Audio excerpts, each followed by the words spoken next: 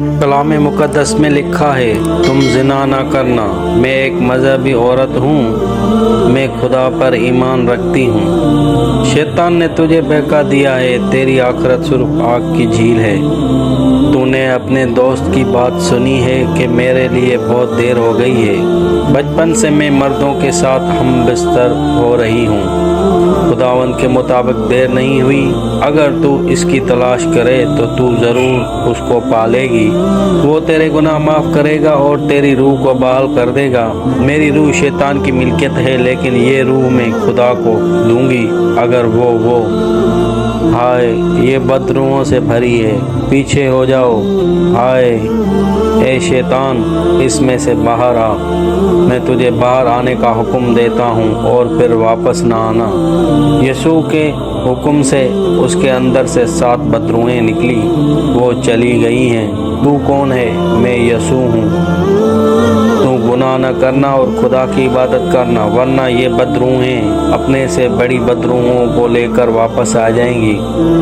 मैं खुदावंद की खिदमत करना चाहती हूँ। मैं तेरे पीछे आऊँगी और बहुत कुछ सीखूँगी। इसको क्या हुआ है? इस औरत का नाम मरियम मगदलेनी था। उस्ताद, मैंने देखा है कि क्या हुआ है। ये निहायत हैरान करने वाली बात है। हमारे मजहबी सरदार यकीनन दिन की रोशनी में तो मरियम मगदलेनी को नज़रअंदाज करते, लेकिन उनमें से कुछ रात के अंधेरे में उसके पास आते तो उन्होंने उसे एक नई जिंदगी दी है। क्या तुम और तुम्हारे शागिर्द मेरे घर खाना खाओगे? मैं चाहता हूँ कि मेरे कुछ दोस्त उसके बारे में सुने। हम चलेंगे। यीशु, हमें बता, एक इंसान इस खराब माशरे में किस तरह ईमानदार और नेक रह सकता है। हम तो वाक़ई करेंगे अगर हम कानून को थोड़ा सा नरम करेंगे। फ़ानी चीज़ों के लिए मेहनत नहीं करो, लेकिन उनके लिए ज़रूर करो जो हमेशा तक रहेंगी। सिर्फ अपनी दौलत के बारे में ना सोचो, लेकिन ये सोचो कि तुम किस तरह दूसरों के लिए बरकत का बास बन सकते हो। ज़िंदगी खाने पीने और लिबास से बढ़कर है। अगर खुदावंद मैदान की शोषण को इतना खूबसूरत लिबास दे सकता है तो तुम्हें भी ज़रूर लिबास फराहम करेगा। वो वक्त नज़दीक है जब हर इंसान खुदावंद के सामने अदालत के लिए खड़ा होगा और जिस्मानी ज़िंदगी में किए गए तमाम नेक और बुरे कामों का हिसाब देगा।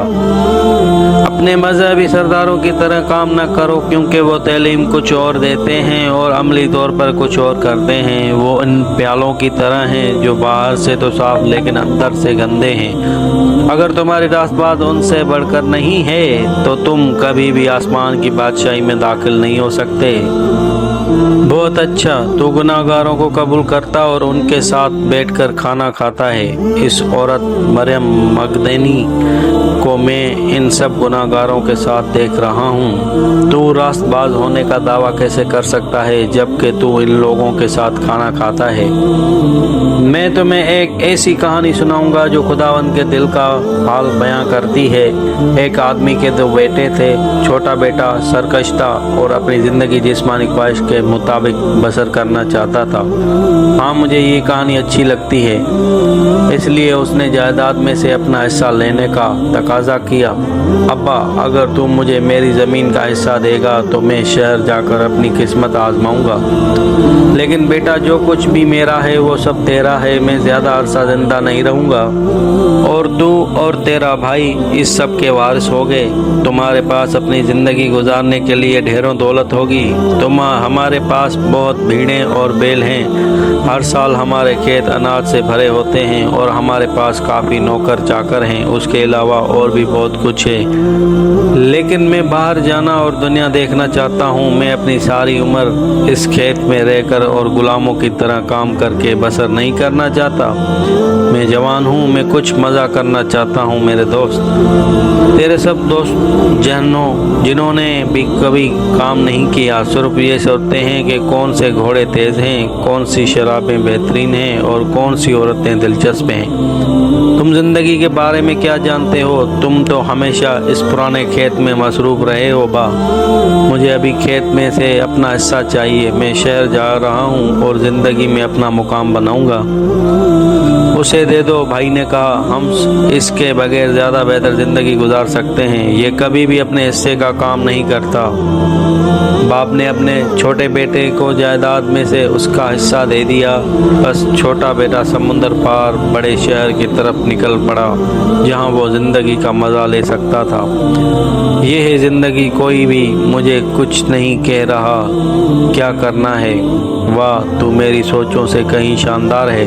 یہ سب لوگ اور عمارتیں، یہی وہ جگہ ہے جہاں زندگی کا مزہ ہے چھوٹا بیٹا۔ مجھے کرائے پر کوئی اچھا کمرہ ڈھونڈنا چاہیے۔ ہاں، یہ دیکھنے میں شاندار ہے، میں یہی لوں گا۔ اگر تمہیں کسی چیز کی ضرورت ہو تو بس بلا لینا، ہم دن رات تیری خدمت کریں گے۔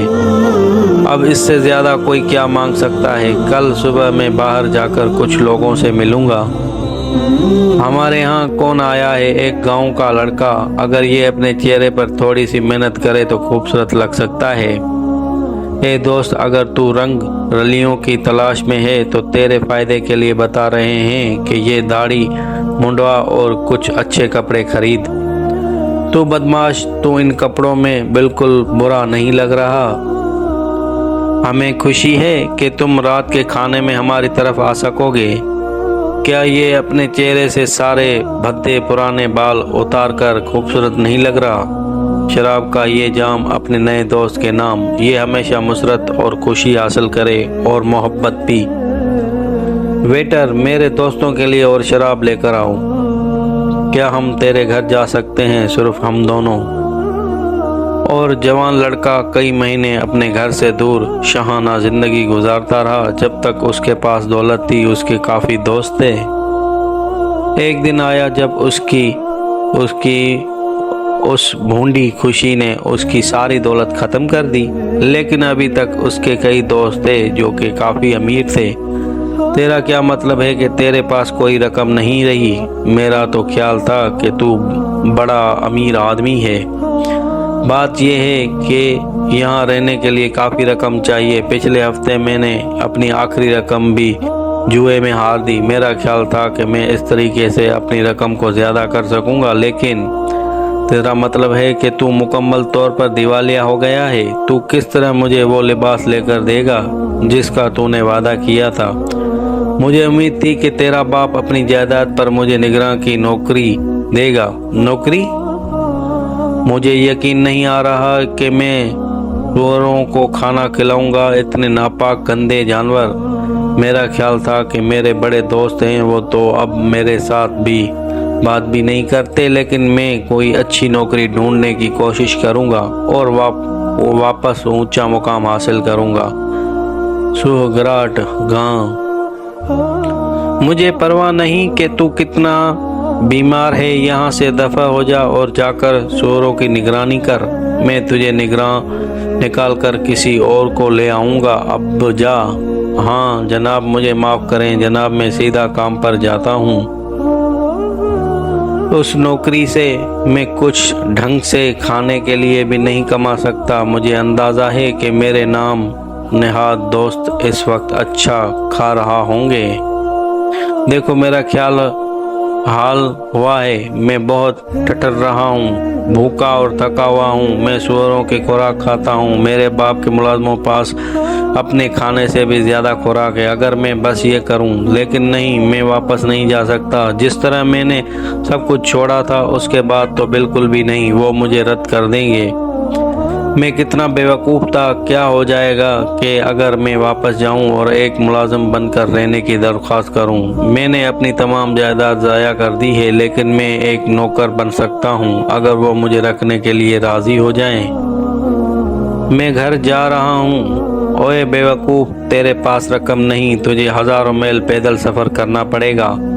کئی ہفتے چلنے کے بعد وہ آخرکار گھر کے نزدیک پہنچ گیا۔ میں تقریباً پہنچ گیا ہوں۔ میرا کوئی حق نہیں کہ ادھر آ کر آپ سے ہمدردی مانگوں۔ میں کہوں گا، اے باپ، میں نے گناہ کیا ہے اور اب میں تیرا بیٹا کہلانے کے حقدار نہیں۔ مجھے اپنے نوکروں کی طرح رکھ لے۔ کیا تمہیں وہ شخص یہاں آتا ہوا نظر آ رہا ہے؟ میری بوڑھی آنکھیں اب اس طرح نہیں دیکھ سکتی جیسے پہلے دیکھتی تھی، لیکن پھر بھی میں تمہیں بتا سکتا ہوں کہ وہ میرے گمشدہ بیٹے کی طرح چل رہا ہے۔ ہاں یہ کچھ بڑا اور کمزور ہے، لیکن مجھے بھی یہ یقین ہے کہ وہ آپ کا بیٹا ہے۔ میرا بیٹا، میرے بیٹے تو گھر آ گیا ہے۔ ابا، میں نے تیری نظر میں گناہ کیا ہے، تیرا بیٹا کہلانے کا حقدار نہیں ہوں۔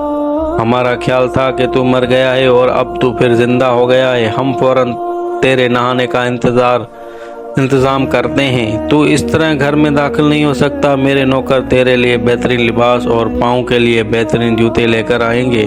ہاں، تجھے نئی انگوٹھی کی بھی ضرورت ہوگی۔ میرا بیٹا جو کھو گیا تھا اب مل گیا ہے۔